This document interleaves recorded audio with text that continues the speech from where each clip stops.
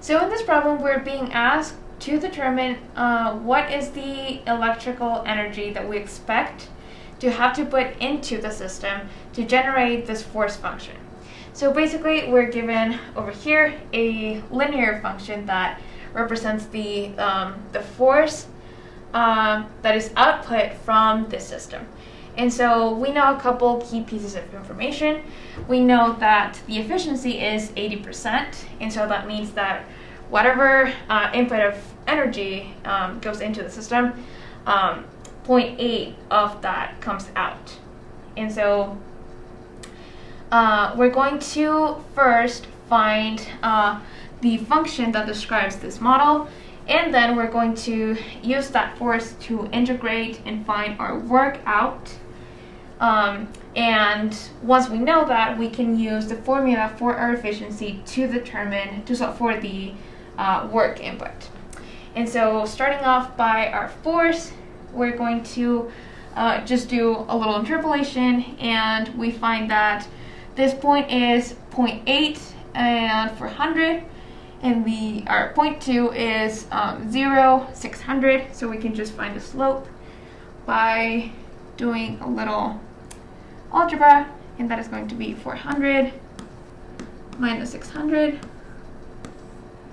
over 0.8 minus 0. That's going to give us minus 250. And we know that our y-intercept is at 600. So basically our force is going to be minus 250 d plus 600. Okay, now that we know what our force is, we're going to go ahead and integrate it to solve for the work output. Remember that work is the area under the curve, and